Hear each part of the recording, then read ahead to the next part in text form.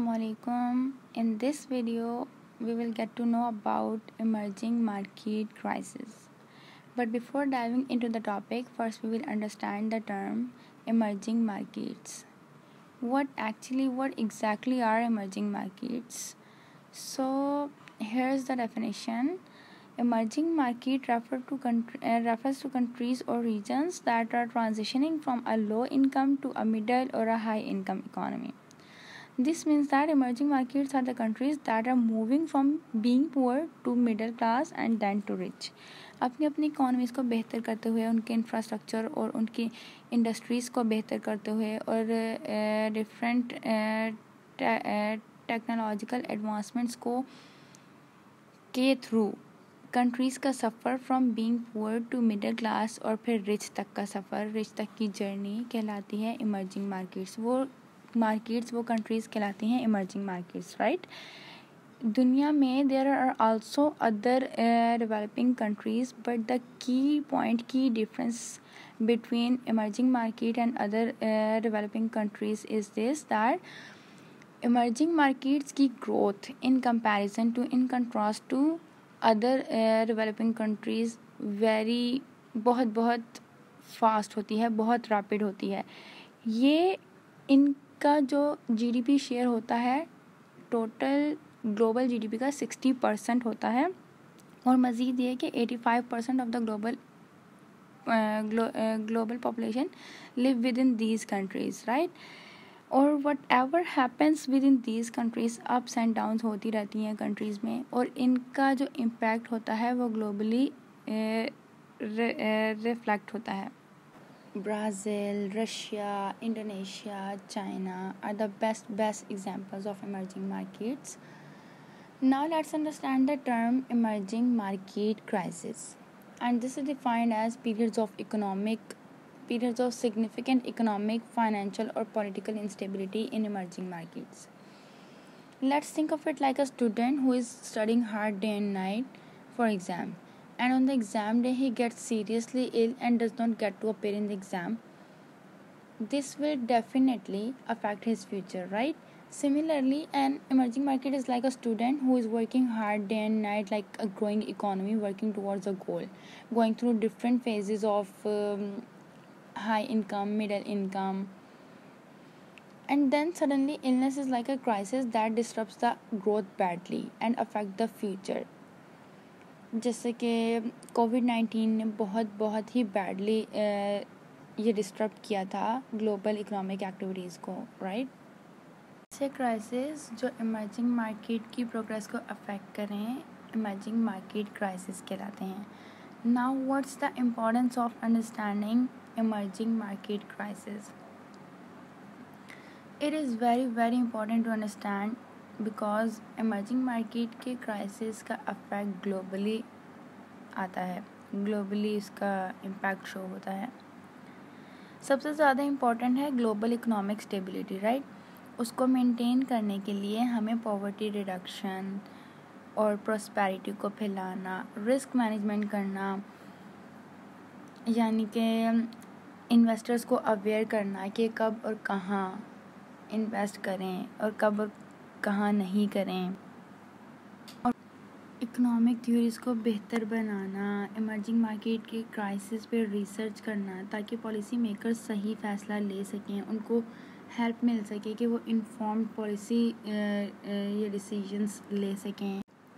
इन सब के लिए बहुत ज़्यादा ज़रूरी है कि इमर्जिंग मार्केट क्राइसिस को समझा जाए, और ये सब इसलिए किया जाता है ताकि ग्लोबल इकोनॉमिक स्टेबिलिटी को हम मेंटेन कर सकें. We will explore the factors contributing to emerging market. So the first factor is global economic condition. Changing in global interest rate can trigger capital flight. जब global interest rate increase होता है तो investor अपनी investment stable market में करते हैं. ये capital flight emerging market के लिए financial instability को create करती है. Second factor is political instability. Uncertainty or conflict deter foreign investments and disrupt economic activities. अगर किसी कंट्री में पॉलिटिकल अनसर्टेनिटी या कॉन्फ्लिक्ट होता है तो फॉरेन इन्वेस्टमेंट डिक्रीज़ हो जाती है और इससे इकोनॉमिक कंडीशन जो है वो बहुत ज़्यादा डिस्टर्ब हो जाती हैं। Third factor is high debt level. Foreign borrowing make emerging market vulnerable to currency fluctuations and rising interest rate. Market foreign boring पर डिपेंड करती है तो करेंसी फ्लक्चुएशन इन्हें वर्नरेबल बना देती है। Fourth factor is commodity price fluctuations. Export depend emerging economies are susceptible to price drop. emerging economies की commodities export पर डिपेंड करती हैं. अगर कमोडिटीज़ की प्राइस डिक्रीज़ होती है तो इससे रेवेन्यू कम हो जाता है और इससे इकोनॉमिक डिस्ट्रेस जो है वो बहुत ज़्यादा इंक्रीज़ हो जाता है। Fifth factor is external shock. Developed countries financial crisis trigger emerging market crisis. अगर एक डेवलप कंट्री में फाइनेंशियल क्राइसिस होता है तो इन्वेस्टर अपनी इन्वेस्टमेंट को विड्रॉ कर लेते हैं. इससे हमारी इमर्जिंग मार्केट बहुत ज़्यादा इफ़ेक्ट होती है। Sixth factor is speculative bubbles. Rapid asset price increase led to the unsustainable valuation. जब एसेट प्राइस रैपिडली इंक्रीज़ होती है तो इससे अनसस्टेनेबल वैल्यूएशन भी इंक्रीज़ होता है और इससे इकोनॉमिक क्रैश भी हो सकता है। Seventh factor is policy mismanagement. Poor economic policies led to the unsustainable valuation. अगर कंट्री की इकोनॉमिक पॉलिसीज़ ही अच्छी नहीं होती तो कंट्री में वर्नरेबिलिटी जो है वो इंक्रीज़ हो जाती है. पुअर फिस्कल पॉलिसी या करप्शन से भी मार्केट क्राइसिस हो सकता है। Eight factor is external rate vulnerability. Fixed और pegged interest rate led to the imbalances. Fix exchange rate से इम्बैलेंसेस क्रिएट होते हैं जो करेंसी क्राइसिस का रीज़न बन सकते हैं। Now let's talk about the impact behind these crises. So the first impact is economic contraction. GDP shrinkage led to the higher unemployment. जब GDP shrink होती है तो उससे unemployment rate जो है वो बहुत ज़्यादा बढ़ जाता है। Second impact is inflation. Currency depreciation increase prices of goods and services. Currency depreciation से क्या होता है, जो गुड्स होती हैं और सर्विसेज उनकी प्राइसेस जो हैं वो बहुत ज़्यादा तेज़ी से इंक्रीज़ होना शुरू हो जाती हैं और इसी वजह से इन्फ्लेशन रेट भी बहुत ज़्यादा हाई हो जाता है। Third impact is social unrest. Economic hardship spark protest and unstability. Economic hardship की वजह से लोग प्रोटेस्ट और इनस्टेबिलिटी की तरफ बढ़ आ जाते हैं और जिससे सोशल अनरेस्ट जो है वो बहुत ज़्यादा बढ़ जाता है। Fourth impact is global slip over effect. Emerging market crisis affect global market and economies. Emerging market crisis global market को भी इफ़ेक्ट करती है क्योंकि इकोनॉमीज़ जो हैं वो इंटरकनेक्ट होती हैं तो इस वजह से अगर मार्केट में क्राइसिस होता है तो उससे बाकी जो मार्केट्स हैं उस पर भी बहुत ज़्यादा बुरा इफ़ेक्ट पड़ता है। To mitigate these risks, it's essential to understand these factors and impact and implement sound economies policies, diversify economies and enhance international cooperation. Now, I'm going to provide you an overview of actual examples of emerging market crisis, starting with Turkey. So, Turkey's crisis stems from unorthodox monetary policy with severe currency depreciation and inflation. The Turkish lira dropped over 40% in 2021 and the inflation hit 85%, which pushed import costs up and reduced the purchasing power. The government had intervened with central bank actions and it also gained a lot of support from Qatar, but despite all of this, the inflation still remains high. On the next slide, we have Argentina. So, Argentina's crisis is driven by chronic inflation and debt mismanagement. Inflation reached 118 in 2023, which eroded the savings and increased the poverty. Their government negotiated IMF restructuring and imposed price controls, but despite this, inflation still persists, which worsened the fiscal deficits, or in other words, the budget deficits. Last but not least, we have Pakistan.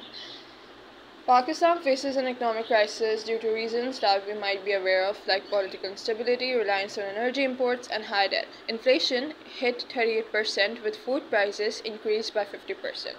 The government responded to all of this with an IMF bailout and austerity. Now, this is something that we'll discuss further on in the next slide. And despite the government's actions, the shortages in energy and the protests, etc., they still continued. On to our next slide. How are emerging market crises addressed? So, how do countries in crisis manage their economies? Well, there are a few key strategies which they might follow. First, they might get an IMF bailout, which provides emergency loans but also requires fiscal reforms. Next, they might restructure the debt, making payments easier. They can also adjust monetary policy like interest rates to control inflation or boost exports. Now, some countries might choose fiscal austerity, reducing spending or increasing taxes to balance their budgets. They might also receive foreign support, boosting the reserves. Capital controls can help stabilize exchange rates, and finally, boosting exports through trade agreements or currency devaluation can bring in revenue. Each approach has pros and cons, but they all aim to stabilize economies in crisis. Let's focus on some key takeaways from this video presentation. Emerging market crises pose serious risks to global stability and human development. By understanding the core causes like high debt, economic mismanagement, and political unrest, leaders can craft effective policies that stabilize economies, reduce poverty, and support sustainable growth. Strengthening emerging markets make the global economy stronger. So, in conclusion, a stable approach to emerging markets is essential for a resilient global economy and shared prosperity. With that, we conclude this video. I hope you now have a better understanding of this important concept of emerging market crisis. Thank you for watching.